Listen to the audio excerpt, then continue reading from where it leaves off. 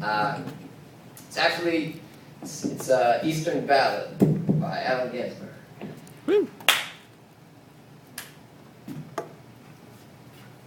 I speak of love that comes to mind. Woo. The moon is faithful, although blind. She moves in thought, she cannot speak. Perfect care has made her bleak. You with me so far? Woo. Yeah. All right. Keep going. Said I speak of love that comes to mind. The moon is faithful, although blind. She moves in thought, and she cannot speak. Perfect care has made her bleed. I never dreamed the sea so deep, the earth so dark, so long my sleep. I've become another child, and I wait to see the world go wild. I never dreamed the sea so deep, the earth so dark, so long my sleep. I've become another child. Said I've become another child. Said I've become another child.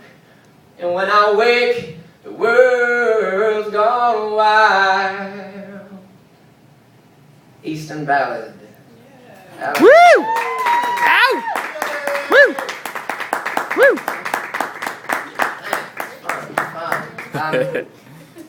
This is a real honor to be here for a number of reasons. First of all, I think it's a fantastic idea, and I've known about it peripherally, and I haven't been here directly to visit one. I'm really excited about the idea of continuing, and as Mikhail spoke to, kind of upholding a legacy and a tradition, because for as much as I and a lot of folks consider themselves part of what is a really awesome and historic community that is bigger than themselves, it's very infrequent, I think, that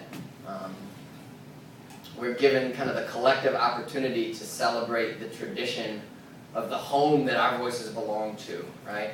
And because of that, there exists this real canyon between, and on the surface level, it may be generational, but I don't think that that's very real or honest to the integrity of, the difference between the voices. And I think it's really important that when events like this to kind of close that gap and celebrate the tradition that all of us are a part of, it's really important and meaningful. And so thank you for the invitation. And in the spirit of this event, I of course started thinking about more and more Ginsberg poems that I loved and didn't love, and found on my own and was force-fed in college, and I was struck by just like the longevity of the period of time during which I have been, asked to pay attention to Allen Ginsberg's work and the generation of poets that he comes from and created. But in thinking about lots of his work that strikes me most vividly and directly, and the two that I'm going to read in a second, they're often litanies or lists that deal really directly with the poetics of place. And I think, I looked up a quote just because I was curious about how to attach this emotion to something tangible regarding Allen Ginsberg. And he has a quote that says, "I am a stenographer of the mind. I do not write about what is around me. I write about what is inside me." And on surface level, of course, that could mean a couple of things. But to me, it implies that,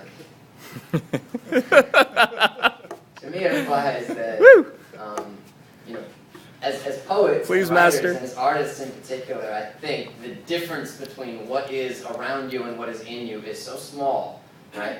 That to suggest there's a difference between those things, at least that's the way I want to interpret it in my sort of infatuation with certain periods of his work, is that to exist in the world is to kind of, in the context and the ways that lots of artists do, is to be a sponge where there is little, if any, difference at all between you and all of these things that are constantly churning to create their voice. The next couple pieces that I'm going to read of his are kind of out of that tradition that I really, really love. And I'm going to read a piece of mine that speaks to that also. Kind of litanies of things, lists that they're highly symbolic and beautiful,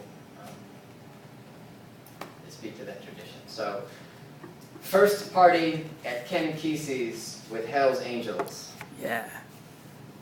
Which, that sounds like the shit. Right? To have been there. Before we go any further. So first party at Ken Kesey's with Hell's Angels. Cool black night through redwoods. Cars parked outside in shade behind the gate. Stars dim above the ravine, a fire burning by the side porch, and a few tired souls hunched over in black leather jackets. Inside the huge wooden house, a yellow chandelier.